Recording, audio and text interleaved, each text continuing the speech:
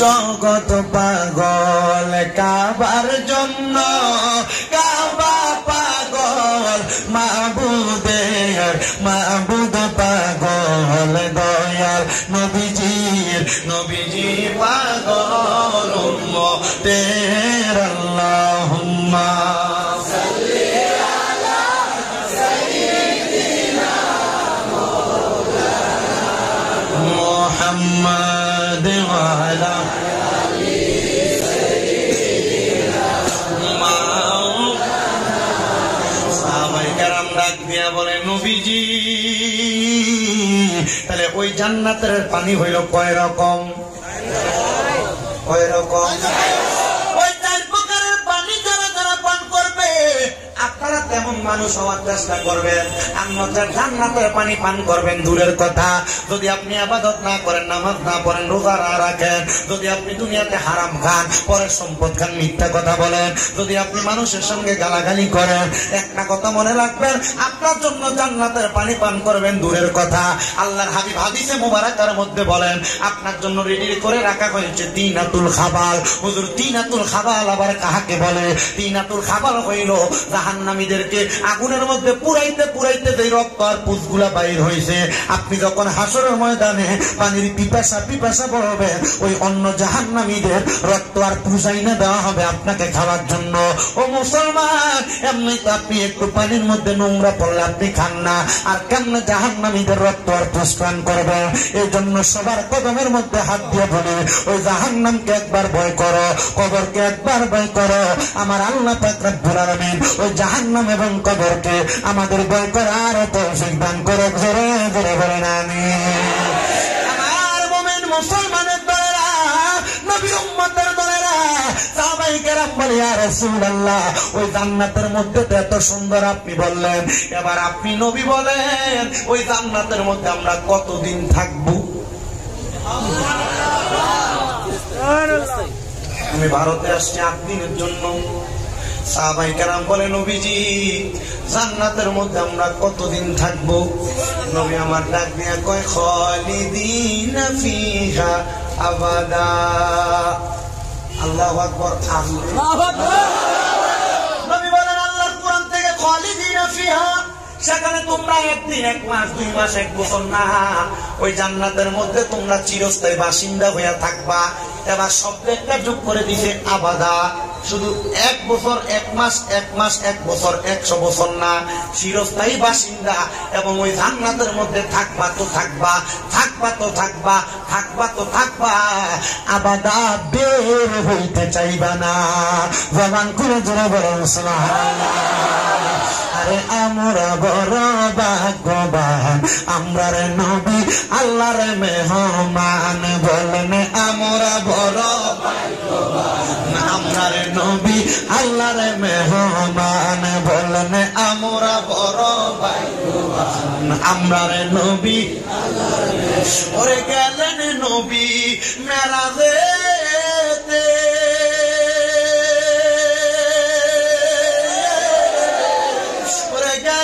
নবী মেরাজেতে, আমার আল্লাহ পাকের নাম কানে গো।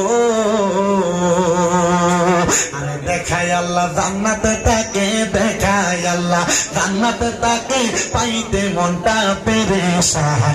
আমরা নবী আল্লাহর মেহমান। বলেন আমরা বড় ভাগ্যবান, আমরা নবী আল্লাহর মেহমান। বলেন আমরা বড় ভাগ্যবান, আমরা নবী আল্লাহর মেহমান।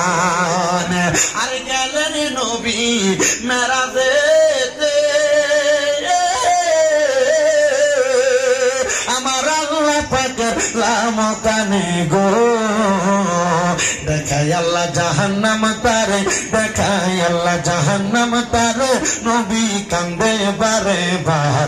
আমরা নবী আল্লাহর মেহমান। বলেন আমরা বড় ভাগ্যবান, আমরা নবী আল্লাহর মেহমান। বলেন আমরা বড় ভাগ্যবান, আমরা নবী আল্লাহর মেহমান। আমার যুবক ভাইরা, মুরব্বী বাবাজিরা, পর্দার অন্তরালের মা বোনেরা, তাহলে এবার আপনারা বলেন ওই জান্নাতে আমরা চিরস্থায়ী বাসিন্দা হয়ে থাকার জন্য আল্লাহর ইবাদত গুলা করার দরকার আছে না নাই? মুসলমানের দলেরা, ও নবীর উম্মতের দলেরা, সাহাবায়ে কেরাম প্রশ্ন করি, ইয়া রাসূলুল্লাহ, নবী গো, ও দয়ার নবী, মায়ার নবীজি, আপনার কাছে জানতে চাই ওই জান্নাতে যাওয়ার জন্য আমরা কি করা লাগবে, আর কে কে থাকবে জান্নাতে আপনি নবী বলেন না? আমার নবী বলে, রাদিয়াল্লাহু আনহুম ওয়া রাদান, ওই জান্নাতে তারা থাকবে যারা আমার আল্লাহর প্রতি খুশি হয়েছে, আর আমার আল্লাহ যাদের প্রতি খুশি হয়েছে। আপনারা বলে আমরা সবাই আল্লাহর প্রতি খুশি না বেজার? আমার আল্লাহ আপনার প্রতি খুশি কিনা আপনার বিবেকের কাছে সাল্লাম। বলে হুজুর আল্লাহ আমার প্রতি খুশি হইব কেমনে, আমি তো নামাজি পড়ি না।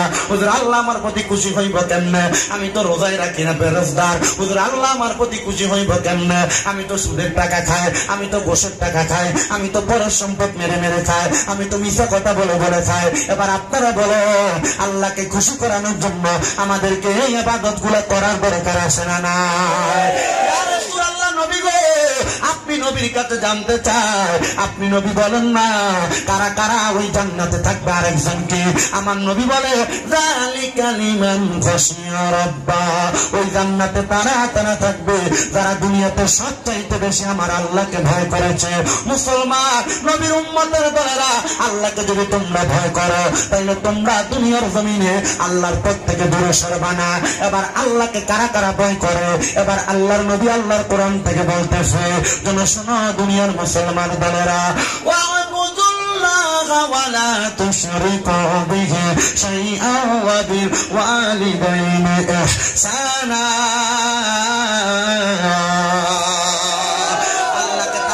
ভয় করে তারা দুনিয়ার জমিনের মধ্যে আল্লাহর ইবাদত করে। 2 নাম্বার, আল্লাহর সঙ্গে কোন জায়গার মধ্যে শিরিক করে না, আল্লাহ তারা কাউকে সিজদা করে না, আল্লাহকে খোদা হিসেবে, আল্লাহকে প্রভু হিসেবে মানে। আর 3 নাম্বার, ওয়া বিল ওয়ালিদাইনি ইহসানা, এবং তারা তাদের মা বাবার খেদমত করে। এই সন্তানের দলেরা, এই আমার গাংপাড়া এলাকার বাবাজিরা, ভারতের আসাম রাজ্যের হাইলাকান্দি গাংপাড়া এলাকার যুবকের দল মুরব্বী বাবাজিরা, যদি তোমরা ওই আল্লাহর রাজি এবং খুশি করতে চাও, আল্লাহকে ভয় করো, ওই আম্মা আব্বার প্রতি সম্মান করো, আম্মা আব্বার প্রতি শ্রদ্ধা করো। অনেকে আছে মাকে বুড়া বেড়ি বলে ডাকবে, মাকে বুড়ি বলে ডাকবে, বাবাকে বুড়া বলে ডাকবে। সন্তান বিবাহ করার পরে বউ পাইয়া তুমি তোমার মাকে ভুলে যাও, বউ পাইয়া তুমি তোমার বাবাকে ভুলে যাও। না রে সন্তান, আল্লাহর রাস্তায় তোমার পায়ে হাত দিয়ে বলি, যদি তুমি তোমার মাকে তোমার বাবাকে ভালোবাসো, এখান থেকে বাড়িতে যাইয়া সব সন্তান একটা ওয়াদা করো, আমি আমার মার পায়ের মধ্যে ধরে মাপ চাইব, আমি আমার বাবার পায়ের মধ্যে ধরে মাপ চাইব। মাপ চাইয়া চাইয়া বলবা, মা গো মা, আমি আপনার সঙ্গে জীবনে অনেক অন্যায় করেছি, জীবনে অনেক বেয়াদবি করেছি, আপনারা আমাকে মাপ না করলে আমি আপনার পাও ছাড়ব না। যতক্ষণ পর্যন্ত আপনার মা আপনার বাবা মুখ দিয়া বলছে আপনাকে মাফ করে দিছি, ততক্ষণ পর্যন্ত আপনি আপনার মা বাবার পাও ছাইলেন না। এই মাহফিল কবুল হবে কিনা তার গ্যারান্টি কেউ দিতে পারবে না। তবে আমি শামীম রাবে একটা গ্যারান্টি দিয়া যাই না, যুবকের দল, এই আসাম রাজ্যের হাইলাকান্দির বাবারা, একটা এখানে কথা বলে কেন আওয়াজ করবে, একটা গ্যারান্টি দিয়া যায় না যুবকের দলেরা, মুরব্বী বাবাজিরা, যদি তুমি তোমার মা বাবার মনে কষ্ট দাও তাহলে তুমি কোনোদিন মাহফিল কবুল করার আশাও করতে পারবে না। হে যুবক ভাইয়েরা, মুরব্বী বাবাজিরা, মনোযোগের সাথে শোনো, এই মাহফিল কবুল হবে কিনা এটার গ্যারান্টি কেউ দিতে পারবে না। তবে একটা গ্যারান্টি আমি দিয়া যাই, আজকে বললাম মা বাবার পায়ে ধরে মাপ চাওয়ার জন্য, যখন আগামীকালকে এই এলাকার দাড়ি পাকা মুরব্বীরা দেখবা দোকানে বৈশা বৈশা বলে, বাংলাদেশ থেকে শামীম দাদা ভারতের হাইলাকান্দিতে আইসা আমরা সন্তানরে আমরার পায়ে ধরে মাপ চাওয়ার কথা বলছে, আর আমরা সন্তান আমরার পায়ে ধরে মাপ চাইছে, আমি বাবার কলিজাটা ঠান্ডা হয়ে গেছে, তাই মনে করবা মাহফিল সফল হয়ে গেছে। এই সন্তানের দল, এই মুরব্বী বাবাজিরা, এই এলাকার মা বোনেরা যদি একজন আর একজনকে বলে, হ্যাঁ হ্যাঁ হ্যাঁ শামীম দাদার কথা শুনে আমরার পায়ে ধরে আমরা সন্তান মাপ চাইছে, তাইলে মনে করবা মাহফিল কবুল হয়ে গেছে। যুবকের দলেরা, মুরব্বী বাবাজিরা, মাপ চাওয়ার কথা কথা বললাম, কিন্তু সন্তানদেরকে প্রশ্ন করে দেখো, হুজুর আমি মাপ চাইবো দূরের কথা, আমি তো 2 ঈদে মা বাবার পায়ে ধরে সালামি করি না, আমি মাপটা চাইবো কি? কিন্তু আল্লাহর নবী বলে শুধু মাপ চাওয়া না, মাঝে মাঝে সুযোগ পাইলে আম্মা আব্বার কদমের মধ্যে চুমা দিবা। হুজুর এটা কেমন কথা বললেন? আল্লাহর নবী শিক্ষা দিয়া দিতেছেন, আম্মা আব্বার কদমে চুম্বন করলে আল্লাহর জান্নাতের চৌকাঠে চুম্বন করার সওয়াব পাওয়া যায়। বলেন সুবহানাল্লাহ। অনেকের মনে প্রশ্ন, হুজুর তাদের বাড়িতে বাবা আছে, তারা বাড়িতে যায় বাবার পায়ে ধরে মাপ চাইবো, বাবার পায়ে চুমা দিব, হুজুর আমার তো আব্বা নাই, আমি কার পায়ে ধরে মাপ চাইবো? হুজুর যাদের বাড়িতে মা আছে তারা বাড়িতে যে মার পায়ে ধরে মাপ চাইবো, হুজুর আমার তো মা নাই, আমি কার পায়ের মধ্যে ধরে মাপ চাইবো? এ সন্তানের দল, এখন বুঝি তোমার মায়ের কথা বেশি বেশি মনে পড়ে, এখন বুঝি তোমার বাবার কথা বেশি বেশি মনে পড়ে। আরে ওই আব্বা নিজে না খাইয়া তুমি সন্তানকে দামি দামি খাবার খাওয়াইছে, আজকে ওই বাবা কবরে কেমন আছে জানো না? বাবা জান দুনিয়ার জমিনে তুমি সন্তানরে মানুষের মতো মানুষ বানাইছে, আজকে তুমি সন্তান ওই বাবা জানের খবর জানো না। তোমার বাবা কলিকাতায় কাজ করছে, বিদেশে যায় নিজের মাথার গাম পায়ে পালাইয়া তোমারে মানুষ করছে, কিন্তু সন্তান তুমি ওই আজকে ওই বাবা বিদেশে থাকলে মোবাইলের মাধ্যমে বাবার খবর নিতা, কিন্তু আব্বা জান এখন অন্ধকার কবরে যে তুমি বাঁশ গাছের নিচে শোয়া দিয়ে আসছো, বাবা কবরে কেমন আছে তুমি জানো না। বাবা তুমি কেমন আছো ছোট মাটির ঘরে, তোমার কথা হৃদয় মাঝে পড়ছে বারে বারে, বাবা গো হো বাবা, বাবা গো ও বাবা, দরজাটা খুলতে কে যাই ঢোকা, বাবা বুঝি বলছে এলে নাকি খোকা, বুকের ভিতরটা লড়ে চড়ে উঠে, সবাই আছে শুধু মানি।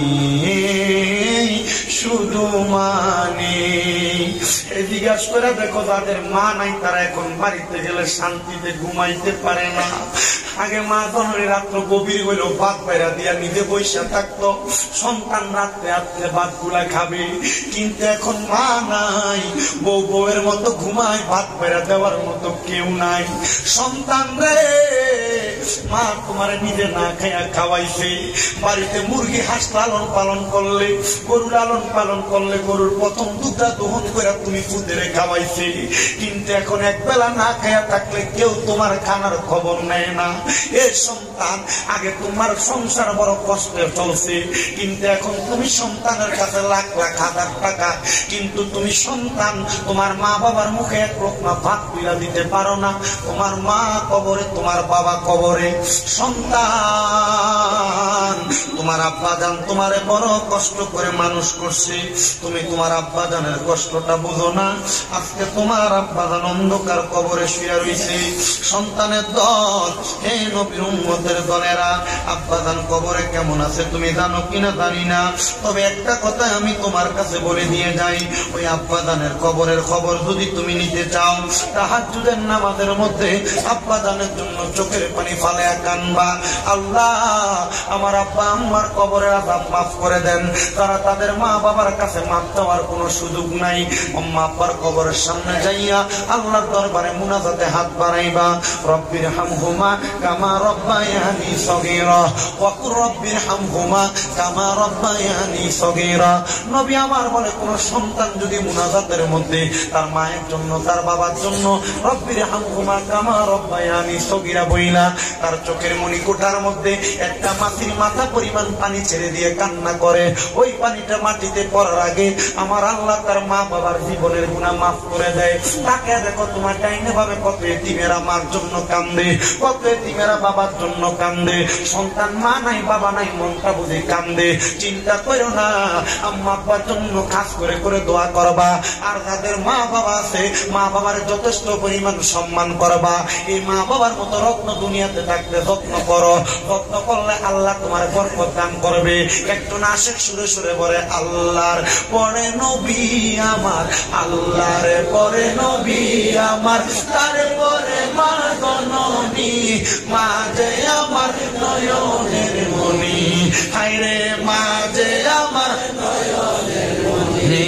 বলো আল্লাহর পরে নবী আমার, আল্লাহর পরে নবী আমার, তারপরে মা জননী, মা যে আমার নয়নের মণি, মা যে আমার নয়নের মণি। যুবক, তোমার ঘরে কত মেহমান খাবার খায়, কিন্তু তুমি তোমার মার মুখে এক লোকমা খানা তুলে দিতে পারো না।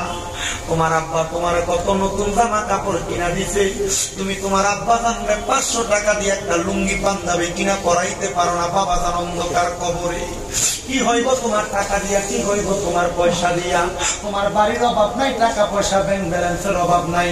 সন্তানের দলেরা কদমে হাত দিয়া বলি, তোমার মা বাবা তোমার যে জায়গা জমি দিয়া গেছে, ওই জায়গার মধ্যে তুমি যে থাকো, মাসে যদি 5,000 টাকা করে ভাড়া দিতা, 12 মাসে তোমার কিন্তু 60,000 টাকা ভাড়া লাগিয়ে যাইতো। একটা সন্তান এখানকার মসজিদের মাহফিলে বসতেন।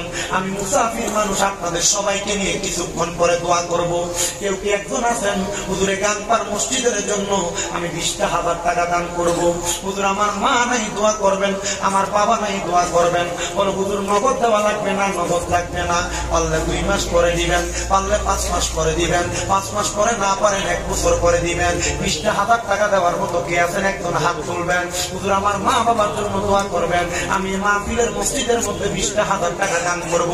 আসলে কোন মায়ের সন্তান, কোন বাবার ছেলে, হুজুর আমার মা বাবার জন্য দোয়া চাইতে দিব 20,000 টাকা। বাইরে নাই, বন্ধ করো।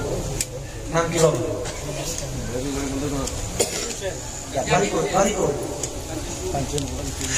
নারে তাকবীর,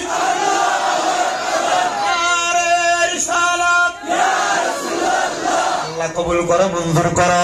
আমার ভাই জনাব মোহাম্মদ জাকির হোসেন কাঞ্চনপুর নিবাসী, উনি দান করে দিলেন 20,000 টাকা। আল্লাহ আমার জাকির ভাইয়ের মনে আশা পূরণ করো, কামের রুজির মধ্যে বরকত দান করো। মক্কায় আর মদিনা না দেখাইয়া মরণ দিও না। এরপরে কোন ধন্য মায়ের ধন্য সন্তান, কোন হুজুর আমারও মা নাই, মার জন্য দোয়া চাই, অথবা বাবা নাই, বাবার জন্য দোয়া চাই, অথবা মা বাবা 2 জন নাই, তাদের 2 জনের জন্য দোয়া চাই। 2 নাম্বার কে দান করো? আমার জাকিরের মতো 20,000 টাকা। আপনি এখন না পারলে 1 বছর পরে দিন, অসুবিধা নাই।